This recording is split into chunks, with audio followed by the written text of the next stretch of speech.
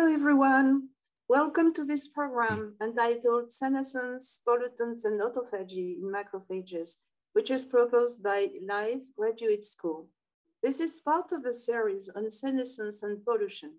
My name is Geneviève Dorumeau, and I am Professor of Physiology at University Paris-Créteil, and I am the coordinator of Graduate School Live, which is focusing on life trajectories in health vulnerabilities. I have a great pleasure to be today with Sophie Lannon, who is an INSOMS research director at Mondor Institute of Research, and she's leading a team on lung diseases and pollution with a great program combining a European project on the risk of pollution on multiple diseases. So Daigo Sawaki is joining us from Japan. He's lecturer at Jichi Medical University, and he was previously associate professor at University Paris-Créteil. And finally, I have a great pleasure to welcome Nicolas Dupont, who is associate professor who is interested in autophagy and kidney at University of Paris, and he is researcher in Institut Necker Enfants Malades. Let's speak about the educational goals of this program. We will aim during the next 40 minutes to understand the role of macrophages in pollution, to analyze the impact of aging on macrophages, and to discuss the role of autophagy in maintenance of cell function. But first, I would like that we have a short chat with our speakers who will explain today the links between cellular senescence, pollutant, and autophagy. And we will focus on macrophages because they are indeed key immune cells in the context of pollution, especially in the respiratory epithelium, which lies in close proximity to various immune cells. So Sophie, please, can you tell us a few more words on pollution and immune cells? Yes, sure, thanks. Well, actually, macrophages are very important since they, and particularly in the context of particulate pollution, because they take the particles, they engulf the particles, which initiates an immune inflammatory response. So they are at the real cross-link between all the different immune cells. Thank you, Sophie. Nicolas, you are the specialist of autophagy in this panel, and can you tell us a little bit more on the importance of autophagy in the maintenance of cell function? Yeah, sure. Thanks, Geneviève. So autophagy is very important to maintain the intracellular homeostasis. It's there in cells to degrade many things, such as, for example, intracellular organelles or pathogens, or also protein aggregates, and it's really conserved in mammalian cells. Thank you, Nicolas. You will, of course, give us much more details during your talk. And Daigo, you are an expert in the field of cellular senescence. So can you tell us a little bit more about what is cellular senescence? And you're going to speak on the impact of aging on macrophages function. So how can age impact this function in macrophages? Thank you, Geneviève. So that the cellular senescence is a cell mode. The cells stop proliferation first.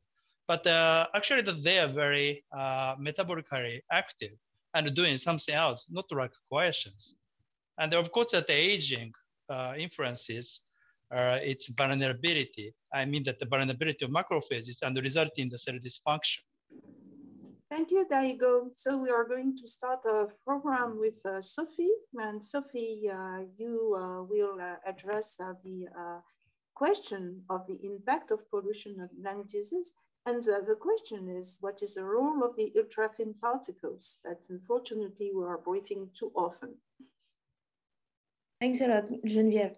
So yes, I'm going to talk particularly about ultrafine particles and their role and the interplay with autophagy and lung disease. But first of all, a definition.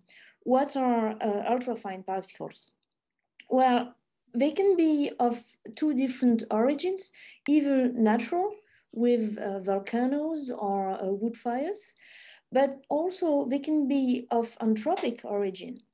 And this anthropic origin can be divided on non-intentional origin, so particles man-made, but because not really on focus. So we can have here the particles from motor combustion, welding fumes, tobacco, heating.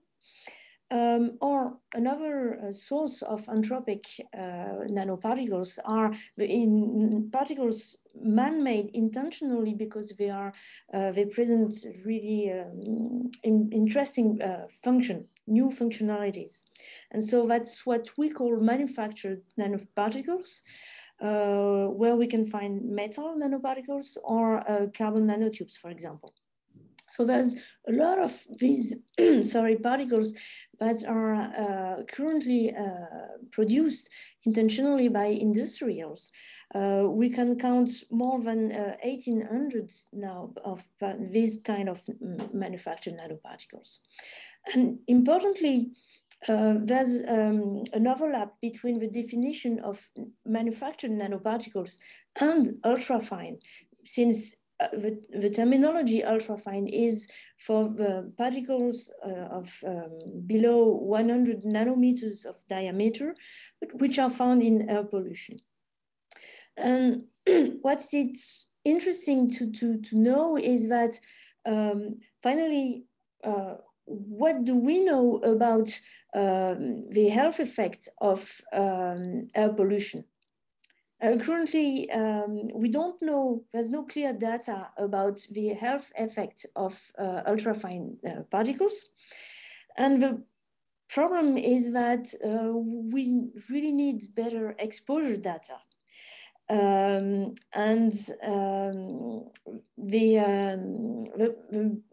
thing is that we need more exposure data, better exposure data, and better simulation mode, because right now we just put one ultrafine particle plus another one, but we don't have the whole complexity of the air pollution.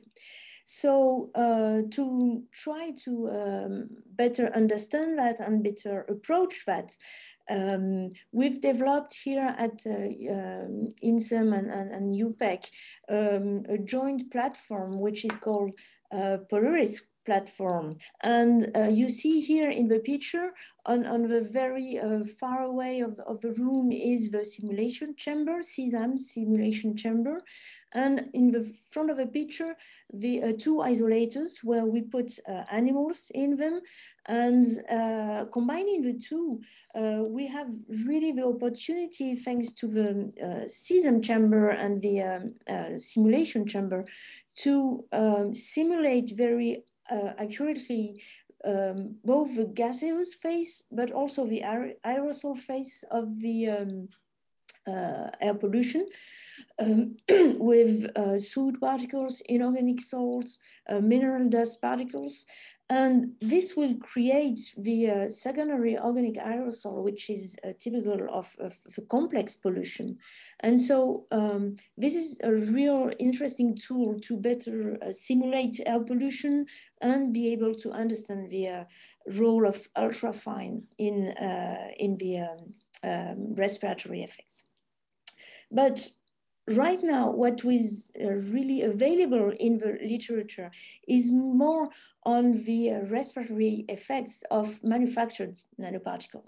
So if we go really roughly, what can be said about manufactured nanoparticles is that they can induce inflammatory response. We see here the neutrophil contents of the bronchoalveolar lavage fluid after exposure to carbon nanotubes. And what you can see is that there's a peak of recruitment of neutrophils in the lavage after 1 day. And this is progressively decreasing. After 28 days, there's almost no more inflammatory response. What is known also is that exposure to carbon nanotube, for example, can lead to the development of lung fibrosis. You see here an accumulation of collagen content in lungs of mice 28 days after exposure to multi-wall carbon nanotube. And finally, another feature that has been described in response to a manufactured nanoparticle, is the formation of granuloma, which is an accumulation of inflammatory cells around surrounding some aggregates of manufactured nanoparticle. So these are the three common features: inflammation, fibrosis, granuloma formation, that have been described after exposure to nanoparticles. But some new features are also described, and some of them relate to autophagy. But please, Nicola, can you first tell us a little bit more about what is autophagy? Yeah, of course. Thank you, Sophie. So let me explain you a little bit more what is autophagy. So autophagy is a lysosomal degradation pathway that maintains the intracellular homeostasis. So it starts with the formation of a double membrane structure called autophagosome, which then fuse with the lysosome to become an autolysosome. And in this autolysosome, sequestered materials are degraded. And sequestered materials can be protein aggregates or intracellular organelles, such as mitochondria, lipid droplets, but also extracellular materials, such as, for example, pathogens. And this degradation pathway is not only, is also a recycling pathway, meaning that it's recycled back many things within the cells, for example, amino acids, glucose, fatty acids, which are then used as a new cellular building blocks or as a source of energy for the cells. So this lysosomal degradation pathway is really well conserved from yeast to mammals and has been involved in many different physiological processes from differentiation to cell death and inflammation. And not surprisingly, this autophagic pathway has been linked to many human diseases, for example, cancer, inflammatory disease, or also infectious diseases. So, not surprisingly, many mutations have been identified in proteins involved in autophagosome formation. So for example, so we call these autophagic proteins the HEG proteins for autophagic related. And for example, here you can see HEG5 mutated in asthma, but also HEG16 in Crohn's disease, also, for example, BECLIN1, which is the HEG6 in cancer.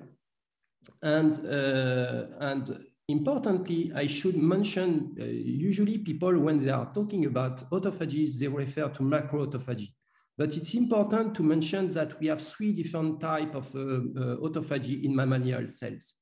We, as I just told you, we have macroautophagy with the formation of a double membrane structure, the autophagosome, but we have two more types of autophagy, the chaperone-mediated autophagy, also called CMA, and the microautophagy. So the CMA is really dedicated for protein degradation.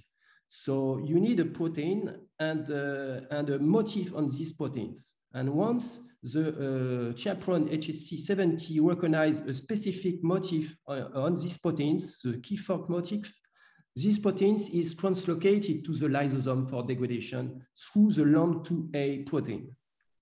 Regarding the microautophagy pathway, it's a direct invagination of autophagic cargoes into the lysosomes. So last year, I should mention also, when we are studying the autophagic pathway, it's important to see all of the intracellular pathway. So here, just to show a cell, it's important to see that autophagic pathway share different organelles with other cellular pathway. For example, here in blue, the endocytic pathway, they share the lysosome, but also the secretory pathways, they share the endoplasmic reticulum. So it's important to keep in mind this important notion. Okay, so after, it's important to know also that this pathway occurs at the basal state, but it's also a stress response process. And this is known from a long time ago. For example, here it's known from the early 60s that hormones, for example, can strongly influence autophagy, for example, here in liver. So for example, glucagon can modulate, so can positively control autophagy in liver, or insulin can down-regulate autophagy in liver. But also, for example, amino acids can inhibit autophagy, or starvation can strongly upregulate autophagy. And what we are interested in the lab is the effect of mechanical forces on the autophagic response. So we have different kinds of mechanical forces inside our human body, for example, compression in bone. So I will not go into too much details here, but we have also a stretch in muscles, for example, during exercise, also shear, which is basically a force applied on every single cells facing fluid flow. And for example, blood flow or kidney urinary fluid flow. And in the lab, we are studying the autophagic response in kidney cells facing this shear force. So, and what we discovered quite recently last year is that this shear stress is able to induce a specific autophagic program dedicated for lipid droplets degradation. And this specific autophagy is called lipophagy, for lipid droplets degradation. And this is important to recycle back some free fatty acids, which are then imported to the mitochondria for fatty acid beta oxidation to fuel the TCA cycles and to make more energy. And at the same time, we found that this shear stress is able to induce mitochondrial biogenesis and ATP production. Just to summarize a bit that study, we have shown that in one hand, we have an induction of lipophagy and a metabolic reprogramming after fluid flow. And at the same, in the other hand, we have an induction of the mitochondrial biogenesis. And finally, we managed to show that this metabolic reprogramming and this ATP production is really important to fuel different ATP-dependent cellular processes. For example, glucose tubular reabsorption, which is really important for the kidney. Thank you very much, Nicolas. This was very important information because, of course, as Sophie highlighted, autophagy might play a crucial role, and we understand from what you said that this ubiquitous phenomenon may really be addressed in the context of pollution. So, Sophie, maybe can you go back to the lung disorders and more specifically to about macrophage autophagy in case of lung disorders induced by pollution? Can you comment a little bit on this? Yes, sure. Well, actually, to try to answer that typical question, what we did in the lab is to expose mice to cerium oxide nanoparticles. And first thing we did was to try to see the particles inside the lung. And what you can see on the upper left part of the slide here is that after 24 hours, macrophages of mice exposed to cerium oxide nanoparticles, you can see particles inside the macrophages, aggregates of particles as black dots inside the cytoplasm of macrophages. And what we saw in the lungs is that after 28 days after this single administration of cerium oxide nanoparticles is that there's a thickening of the alveolar walls and also of the peribronchial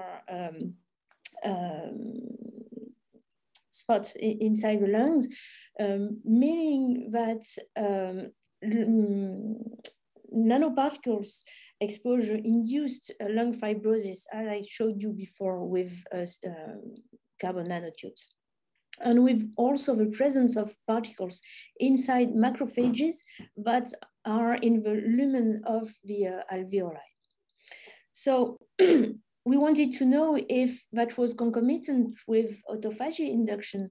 And what we show is that, as you can see here with the GFP-LC3 mice, which emit green fluorescence when autophagy is activated or LC3 expression is activated. And you see that mice exposed to cerium oxide nanoparticles are greener than control mice, meaning that they express the induced autophagy in their lungs, both in the alveoli and also in the bronchial airways. And staining for ATG5, as Nicola was saying, an important gene in autophagy induction, shows that also in response to cerium oxide nanoparticles, there's induction of expression of autophagy markers. So to sum up, exposure to nanoparticles, cerium oxide nanoparticles, induced progressive fibrosis development. We show the presence of nanoparticles in macrophages, and also there's a concomitant induction of autophagy. So the next step we asked was, is this autophagy important or not? So what we did is to generate mice which were deficient for ATG5 gene, only in the myeloid tissue. So, for example, the macrophages didn't express anymore ATG5. And we exposed them to cerium oxide nanoparticles as previously. And what you can see here is that there's the progressive fibrosis induced by nanoparticles in the alveoli, only in the wild type animals, but no more in the ATG5 mice. And this is quantified on the right, where we see a higher amount of alveolar wall thickness, but also collagen deposition in the wild type mice. But very importantly, what you can see, or no more see, should I say, is that there's no more this accumulation of collagen or thickening of alveolar wall in the mice which are blocked for autophagy. And interestingly, this is seen only in alveoli, not in broncholi. So that's what I can say about macrophagic autophagy and nanoparticles in the lungs. Thank you, Sophie. So these are mechanisms that are quite intertwined in the lung too, and play a major role in the tissue homeostasis in case of pollution. Daigo, you have spent a lot of time in our department working on the impact of aging, and we know that the burden of aging adds vulnerability on individuals. So can you comment on how old subjects are more vulnerable to pollution? Do you think that there is a role for macrophages, senescence particularly? Thank you, Daigo. Yes, thank you, Genevieve. So of course that I think the senescence is a major predisposition to produce the vulnerability of aged society. And maybe that first I mentioned these two projected graphs are the most realize that our society is continuously getting old, and also people are getting body weight and getting obese. So this behind this obesity and aging, senescence induction had been known to play a major role in promoting adipose dysfunction. And as you see here, in aging and also in obesity situation, there's the senescence P16 induction, as we show in the middle, the P16 luciferase mouse in the older body by aging and also by an obesity situation increases the presence of senescence. And particularly in the visceral adipose tissue showing that the lower panels and by aging and also a hyper diet 5 weeks promote the senescence in the adipose tissue. And these are the, when we focusing on the immune cells, staining with the P16 at green, and upper panel CD3, so the T cell showing that the senescence, the higher senescence in aging, and also that the lower panels, CD68 red macrophages showing that the high prevalence of senescence in adipose tissue. And this is the situation in the obesity, and also like in the left panels, the CD68 cells showing that the high prevalence of P16, so the senescence. And when we focus on the gene expression as you see in that the right panel graph, that like blue is that the P16 or P21 gene expression. They are coming actually that first to induced after that high-fat diet. So maybe we can say that the senescence induction is the first event when there's like a high-fat situation. Now, many things was known, come to know in that macrophage biology. As showing that left, the macrophage have that like origin. One is the embryonic period, and the other is coming from the hematopoietic stem cell after birth, as the like a monocyte come to the tissue, and they differentiate into the macrophage. And as shown in the right, and the other important thing is that macrophage actually do proliferation and differentiation into the to play that each role in each organ according to that like from by the cue or stimuli from that tissue itself. Daigo, if I can ask you a question, how do you think senescence will modify the secretum of senescent cells? Thank you, Sophie. So actually, the way analyze the gene expression in that in this time that adipose tissue gene signature in aging and also obesity, and actually that as I shown here, SPP1 osteopontin matricella protein expression is increased in that aging situation. So we focus on that this osteopontin. This molecule is important because that maybe this connects inflammation, metabolism, and the immune cell senescence in aging and also in obesity. And actually that in the aging model, as shown in the right upper panel, the induction of osteopontin gene expression is very significantly increased in the aging. And shown lower immunohistochemistry, the osteopontin actually co-localizes with F480, the macrophage marker. So macrophage and the osteopontin is playing a very important role in that aging situation. And so we focus on that what is the difference when we culture maintain that mice wild type and osteopontin knockout until the age of 12 to the 14, so the aging model. As you see in the middle of the right panel, the SA beta GAL positiveness in that visceral adipose tissue is very low in osteopontin knockout mice. And this was also with that very significantly decreased P16 positiveness in that immune cells in the macrophage and also in the T cells. And what we would like to emphasize here is in the right panels. As you see in the wild type aged adipose tissue, there's so many scattered immune cells like in red. But in the osteopontin knockout, mice showed very organized. Even the adipose site is bigger.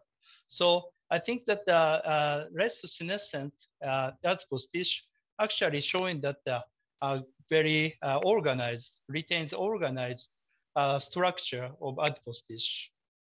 And when we see more deeper what is happening in the adipose tissue, so compared to the wild type osteopontin knockout adipose tissue, showing that very different pattern of tunnel, so green positive cells.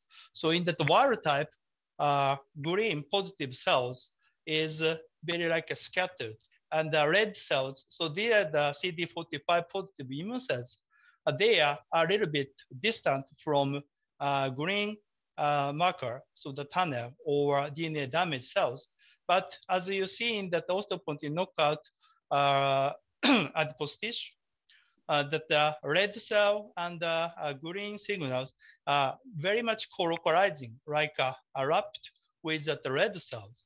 So maybe that the adequate apoptosis process and efferocytosis is happening in that osteopontin knockout adipose tissue. So maybe this showing that also the good efferocytosis and the in vitro phagocytosis assay using that bone marrow derived macrophages from age wild type and osteopontin knockout mice also confirmed that the retained phagocytosis activity in the osteopontin knockout mice.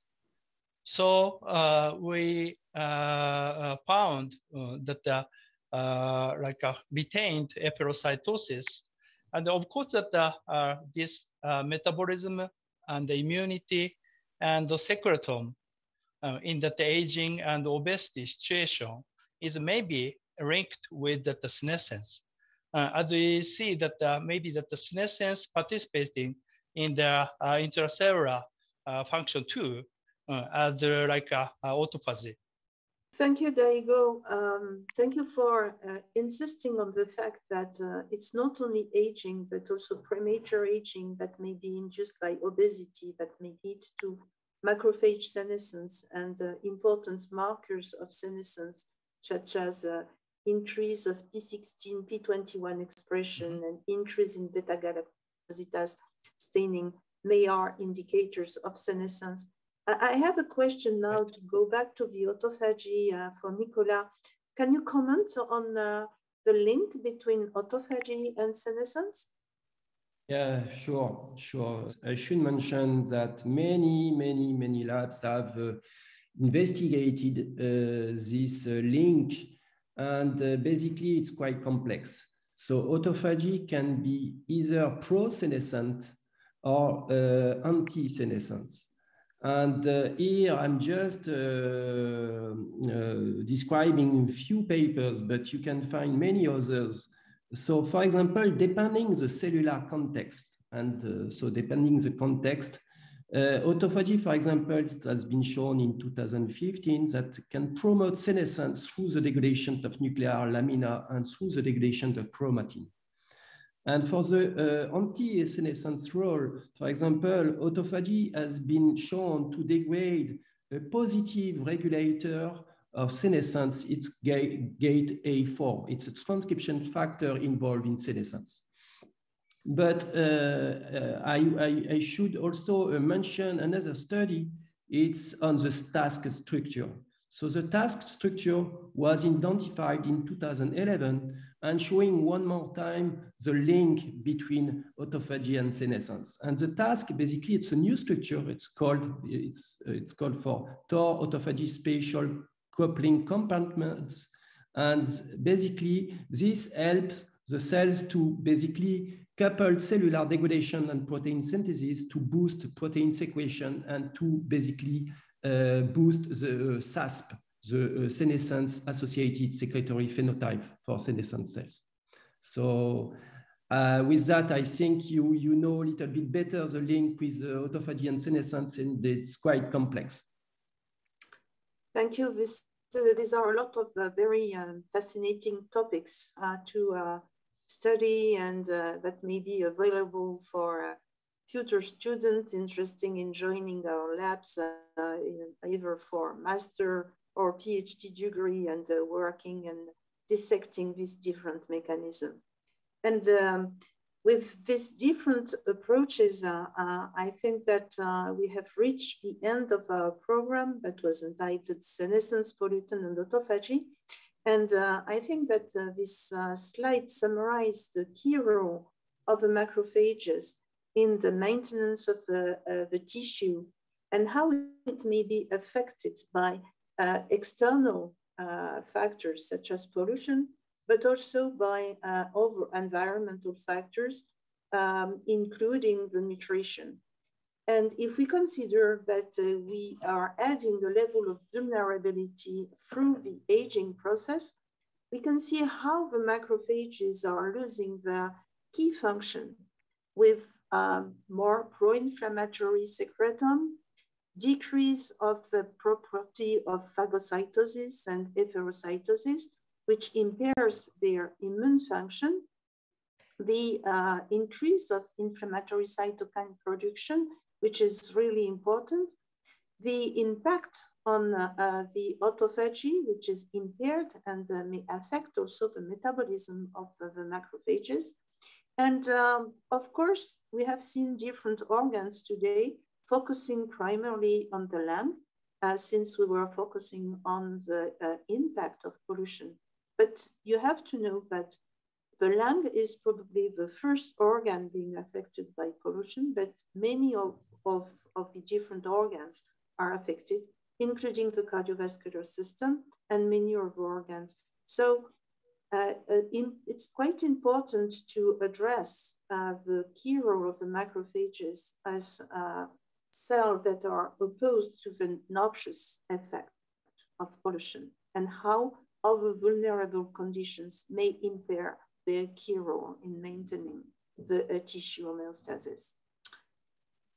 So I hope that this slide will make a good summary for the different intervention of our speakers that I would like to deeply thank for their participation for this series dedicated to senescence and pollution.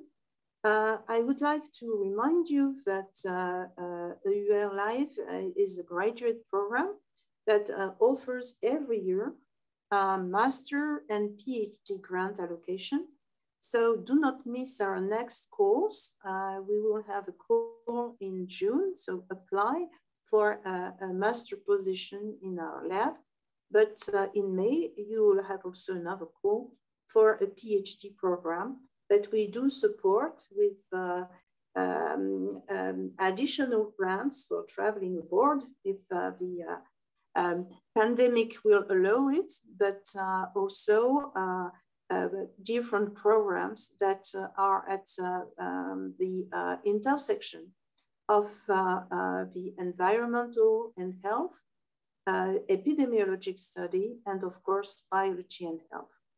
So I thank you very much for joining us today. And again, a deep thank for our speakers who are really gave key information on both the pollution, the role of the macrophages, the importance of autophagy, and how senescence may impair these different processes.